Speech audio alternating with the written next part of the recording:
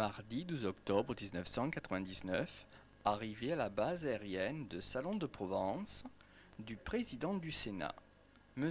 Poncelet, accueilli par le général commandant Gosset de la base aérienne et d'André Vallée, le maire de la ville. Le passage en revue des officiers et le salut au drapeau sur la prestation de la fanfare de l'école de musique militaire ont été bien orchestrés sous le pas du général commandant de la base aérienne, le général commandant Gosset.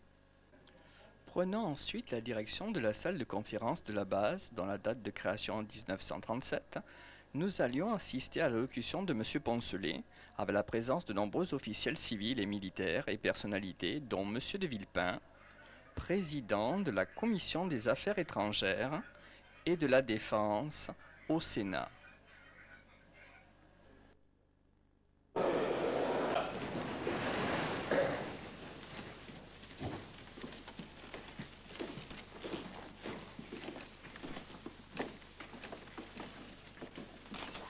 Monsieur le Président, c'est un immense plaisir et un grand honneur pour l'ensemble des autorités civiles et militaires de la région de vous accueillir à l'École de l'air.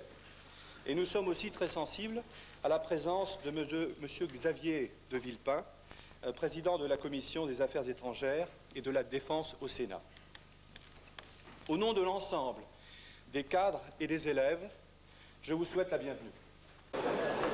Après son discours aux élans patriotiques relatif à la complémentarité du Sénat et de l'armée, M. Poncelet s'est ensuite avancé vers le livre d'or juxtant le buste de Guynemer, qui a inspiré sa pensée dédiée aux élèves officiers de Salon de Provence. Désireux de mieux connaître le sol de la République, j'ai ainsi mesuré à quel point ils sont dignes de la devise de leur école, faire face, selon la formule de Guynemer.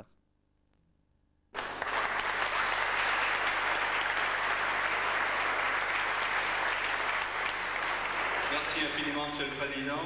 L'heure n'est pas au discours, parce que je crois l'essentiel, c'est que vous rencontriez les élèves, à qui je demande de se rapprocher, Monsieur le Président. N'oubliez jamais que lorsqu'un pays entre en révolution pour briser ses chaînes, qu'il réclame plus, bien sûr, de démocratie, ce pays, quel chant entonne-t-il bien souvent? Vérifiez l'histoire. Il entonne notre chant patriotique, la Marseillaise. C'est de la France qu'il attend, bien sûr, un soutien, un encouragement pour aller à plus de la liberté et de fraternité. Alors, messieurs, confiance, et comme aurait dit Napoléon à ses moyens, continuez.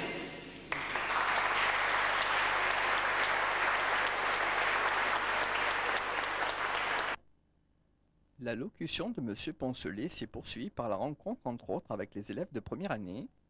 Ce fut l'occasion de les encourager encore une fois, d'être à l'écoute de leurs attentes et de discuter certains points de l'allocution précédemment entendue, une ambiance chaleureuse et conviviale. Sur le terrain d'aviation, le deuxième personnage de l'État ne s'attendait pas à la surprise qui lui était réservée. Après l'entrevue avec les ingénieurs techniques et les élèves pilotes en action sur le terrain, M. Poncelet s'est vu convié à prendre place à bord d'un Tucano. Il ne fallait que gravir les dernières marches, il ne restait simplement qu'à faire face et prendre les commandes du petit avion, de la technique et du talent, et le slogan de Guynemer, faire face. Tout était prêt pour prendre son envol. Attention au départ, go! En avant pour d'autres missions.